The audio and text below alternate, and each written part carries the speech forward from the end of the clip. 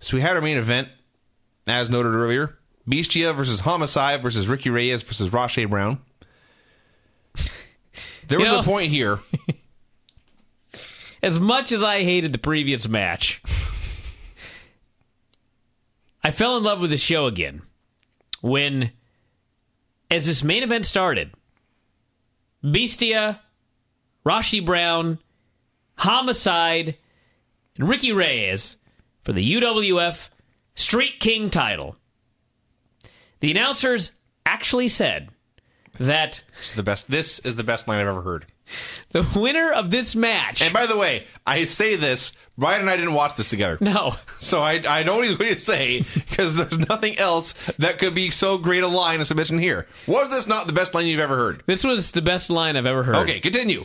They said that the winner of this match would be forced to grow a second dick to accommodate all of the bitches that he would be fucking after winning the championship. I wrote it down slightly different. The man who wins this match is going to have to grow a second dick for all the fucking he'll be doing. Either way. I've never heard a call like that. It was just too bad. I've never heard a call like that in any sport. In any walk of life.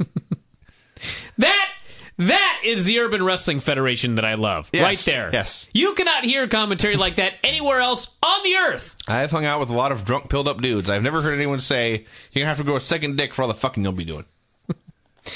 Maybe it's because everyone knew I would not need that. But so there was a point here in this match where I actually rewound to try and count. I believe I counted 8 camera switches in 5 seconds.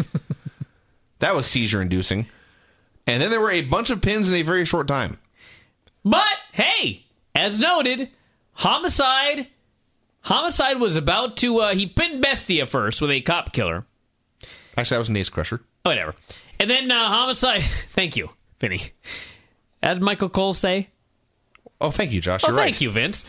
Homicide then went up for a top rope Hurricane Rana, but Eddie Kingston, who he has been feuding with since day one. And they reminded us of that a few times on the show. And last show. Yeah. Remember last show? Oh, yes. Eddie Kingston is so despondent to have lost to Homicide that he's drinking and he's talking about how his life has sucked for his whole life. What was the term he used? I've been hopeless forever. Since I was 14 or something. I've been hopeless forever. He's always been without hope. But he came down here and he fucked Homicide and wiped him out of the tournament. Mm-hmm. Fine booking. It came down to Reyes and Brown is a bigger, stronger man, and he speared him and pinned him. Yep. So yes, Roshe Brown is the new UWF heavyweight champion, and I have to admit, I realize that, in fact, in the entertainment business, you see a lot of celebrities wearing a lot of bling, and it's been lent to them. But I was very disappointed when the Urban Wrestling Federation Street King Championship was not one giant diamond. That did make me sad. Well, that was always next time. Maybe. But, yeah, he's the champion now. And as noted, again, don't start with show 1. I may as well. Have fun. Watch all 3 shows, try and figure shit out. I guess. But the more of this I watch, I've watched all 3 now in order, and watching this final match here, I did conclude that the UWF is better booked than Impact for most of its 10-year run, and it's definitely better than Raw over about the past 4 months. I can't complain. We need more skits, though. That's like, you gotta strike a balance, you know what I mean? Sure. Like, on the first 2 shows, there were, like, so many skits you never had any idea what was going on. This show, they limited the skits, which was a positive because there were less, but the negative was that the skits were the funniest part of the UWF. So you gotta strike the balance, you know what I mean? They also, go ahead. You want funny skits, and you want good booking, and you want fine matches. And then you've got something. Listen, the Urban Wrestling Federation is unlike anything else. That's a true. strength. That is true. That's a positive. You just gotta accentuate the strengths and eliminate the weaknesses. The fucking empty arena match was the biggest weakness I've ever seen. But the skits are funny. The matches are, for the most part, fine, sometimes good, and the booking is not offensive. Although a man was shot on the first show, or shot at. And we never found out what happened to the guy that was killed with the plastic bag. See, you keep mentioning the booking. Aside... There's very little of it. I was going to say... That's fine. Your only example is the Eddie Kingston homicide feud. No, they had the angle at the beginning where one dude was fucking the other dude's bitch, and they got pissed off at each other, so they had a loser leaves the crew match. I see. Great! Fine. What the hell was the guy that got strangled by the plastic bag? I don't have any fucking idea. It was the one guy. Uncle Murda? No, he was... I remember we had a discussion because I had no idea who it was, and you seemed to know. God damn it. I gotta go back to my old UWF report. You don't have to. No, I do. No one will care. I care. I need to know who this was that... Because we didn't see him at all on this show, if I'm correct. So that means maybe he was killed. Which, quite frankly, deserved a follow-up. What was the guy's name? I don't know. He's a pretty, you know the name. Was he a wrestler? Here we go. Hood Justice review.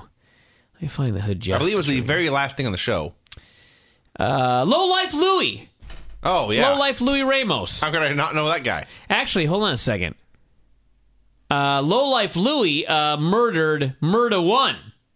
Was Murda 1 on this show? I don't remember him. I don't have any fucking idea. Oh, my God. There's something we need to follow up on.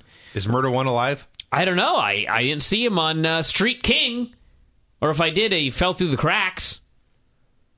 Anyway, everybody, that's the Urban Wrestling Federation. Urban Wrestling Federation Thug Assassins. That was the name of this show. It was, and you hear that and you think, what does that mean? That's kind of nonsensical and random. Wrong! Here is how the show opened. This was unique. They showed clips from the last show of Rashi Brown winning the UWF Street King Championship. Yes. They showed security camera footage of Brown giving the title belt to someone. The graphic said this was several hours after the show. Then they showed Rashi Brown walking up a stairway and walking down a hallway. Then he got jumped by two dudes in hoodies. Two thugs. They were, in fact, thugs. Two thugs in hoodies.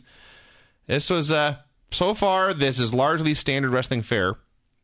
They beat him, they laid him out, they stomped on him for a while, and then something new happened.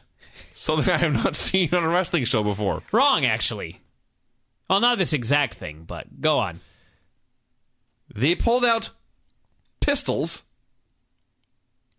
firearms, and they shot him in the head from point-blank range several times, and then they ran away. Yes. Rashi Brown was just shot, apparently to death, here on this pay-per-view. Apparently? They put a gun by his temple and shot 5 times. The dude's dead. Yes. They killed Rashi Brown. They murdered him. That is the end of him in the UWF. They put him down. See, what you don't understand, Vinny, because you don't pay attention to these shows, is Rashi Brown is hardly the first man to be assassinated. Several characters have been killed off.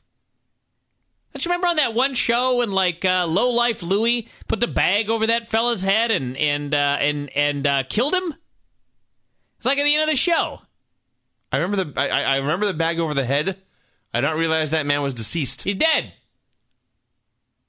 You can't mess around in the UWF, Vinny. I was not aware these men were dying left and right. They'll take you out. So yes, Rashi Brown is dead.